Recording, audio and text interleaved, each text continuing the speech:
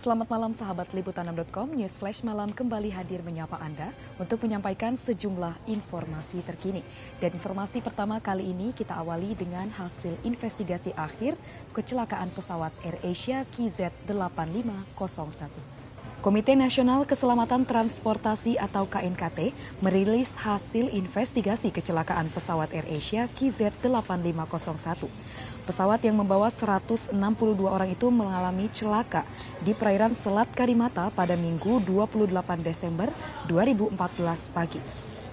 Dari hasil investigasi diketahui bahwa faktor terbang yang sempat dipermasalahkan dan cuaca selama penerbangan dari Surabaya ke Singapura tidak terkait dengan kecelakaan ini.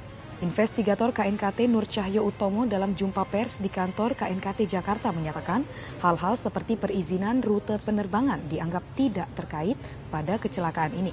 Pun juga KNKT tidak menemukan tanda-tanda atau pengaruh cuaca yang menyebabkan kecelakaan ini. Pria yang akrab disapa Cahyo itu menjelaskan pesawat yang terbang dari Bandara Juanda, Jawa Timur, tepatnya pukul 5.35 waktu Indonesia bagian Barat, sudah beberapa kali mengalami gangguan setelah terbang sekitar 30 menit. Ia mengatakan sejak pukul 6:01 pagi, Flight Data Recorder atau FDR mencatat adanya aktivasi peringatan 4 kali. Hal tersebut disebabkan terjadinya gangguan pada sistem Rudder Travel Limiter atau RTL.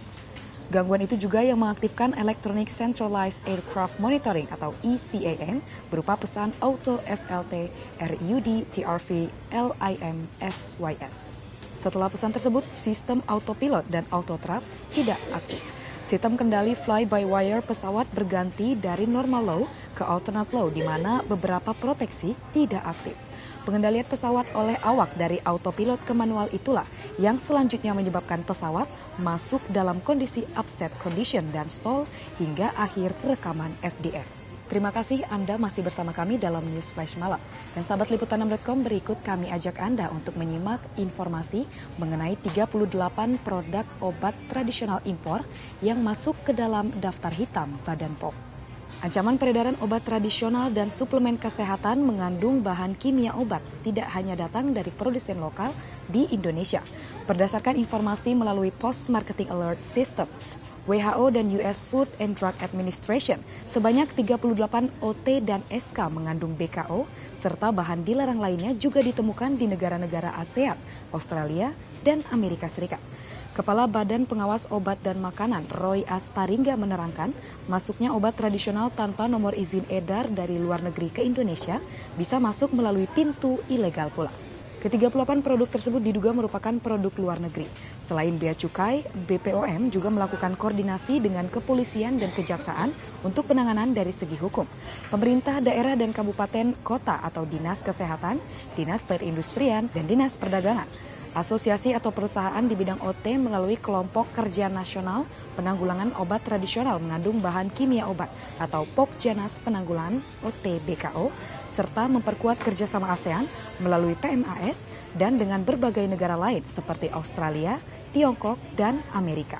Dan sahabat Liputan6.com, informasi terakhir mengenai Wakil Presiden Yusuf Kala yang meminta fraksi Golkar tidak menghambat sidang etik Setia Novanto. Wakil Presiden Yusuf Kala meminta agar fraksi Golkar tidak menghalangi proses sidang etik terhadap Setia Novanto. Hal ini dikatakan Wakil Presiden Yusuf Kala setelah anggota baru Mahkamah Kehormatan Dewan atau MKD dari fraksi Beringin, Kahar Muzakir, berusaha agar kasus etik Ketua DPR itu tidak dilanjutkan. Bahkan ia pun sampai menggebrak meja. Oleh sebab itu JK mengatakan suara rakyat yang berkembang menginginkan agar kasus pencatutan nama presiden dan wakil presiden ini terungkap. Bila anggota MKD dari Golkar terus menghalangi, menurut JK sama saja suara mereka yang diperjuangkan dan bukannya suara rakyat. Demikianlah News Flash Malam edisi Selasa 1 Desember 2015. Untuk informasi selengkapnya Anda bisa mengunjungi website kami di www.liputan6.com dan buka Facebook page kami di Liputan6 Online, Instagram di @liputan6 dan Twitter kami di @liputan6.com. Mewakili segenap kerabat kerja yang bertugas, kami pamit undur diri. Sampai jumpa dan selamat malam.